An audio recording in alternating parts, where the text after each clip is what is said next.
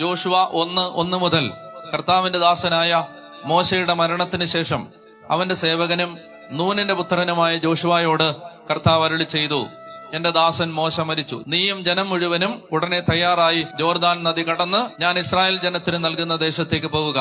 മോശയോട് വാഗ്ദാനം ചെയ്തിട്ടുള്ളതുപോലെ നിങ്ങൾ കാലുകുത്തുന്ന ദേശമെല്ലാം ഞാൻ നിങ്ങൾക്ക് തരും. കണ്ടോ, പ്രോമിസ് നമ്പർ 1, വാഗ്ദാനം 1, നിങ്ങൾ കാലുകുത്തുന്ന ദേശം ഞാൻ നിങ്ങൾക്ക് തരും എന്ന് പറഞ്ഞാൽ ആ ദേശത്ത് ദൈവത്തിന്റെ ശക്തമായ നിയന്ത്രണം ഉണ്ടാവും. അവിടെ പിശാച് പറയുന്നതല്ല നടക്കാൻ പോകുന്നത്, ദൈവം പറയുന്നതാണ്. അവിടുത്തെ അധികാരി ദൈവമായിരിക്കും. അവിടെ ദൈവത്തിൻ്റെതായിട്ട് മാറും, ദൈവരാജ്യത്തിന്റെ ഭാഗമായിട്ട് മാറും. മനസ്സിലായോ? കടബാധ്യത. ചില സ്ഥലങ്ങളിൽ പോയി താമസിച്ചാൽ കടം കയറി നശിക്കുന്നു. ചില സ്ഥലങ്ങളില് വഴക്ക്, ചില സ്ഥലങ്ങളില് മദ്യപാനം, ചില സ്ഥലങ്ങളില് മയക്കുമരുന്നിന്റെ ഉപയോഗം, ചില സ്ഥലങ്ങളില് ആത്മഹത്യ, ചിലയിടത്ത് അകാല മരണം, ചിലയിടത്ത് അപകടങ്ങള്, ചിലയിടത്ത് എത്ര അധ്വാനിച്ചാലും ജീവിതത്തിന് പുരോഗതിയില്ല.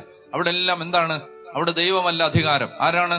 അവിടെ പിശാച് ഭരണം നടത്തുകയാണ്. വചനം പറയുകയാണ്, ആരും വേണ്ട, നിങ്ങൾ ലോകത്തെ ഏറ്റവും വലിയ എക്സോർസിസ്റ്റിനെ, ഏറ്റവും വലിയ പിശാച് പിടുത്തക്കാരനെ കൊണ്ടുവന്ന് ബഹിഷ്കരിക്കാൻ പോകണ്ട. പറയുകയാണ്, നീ കാലുകുത്തിയാൽ ആ ദേശം ഞാൻ പിശാചിന്റെ കയ്യിൽ നിന്ന് പിടിച്ചെടുത്ത് നിനക്ക് തരും. മനസ്സിലായോ? നീ കാലുകുത്തിയ പ്രോമിസ് നമ്പർ 1. വിശ്വസിക്കണം, ഇത് വിശ്വസിക്കണം. അതായത് നീ കാലുകുത്തിയാൽ ആ ദേശം ദൈവത്തിൻ്റെതായിട്ട് മാറും. അവിടെ ദൈവത്തിന്റെ ശക്തി വെളിപ്പെടും. അപ്പൊ അതാണ് പറയുന്നത്, മോശയോട് വാഗ്ദാനം ചെയ്തിട്ടുള്ളത് പോലെ നിങ്ങൾ കാലുകുത്തുന്ന ദേശമെല്ലാം ഞാൻ നിങ്ങൾക്ക് തരും.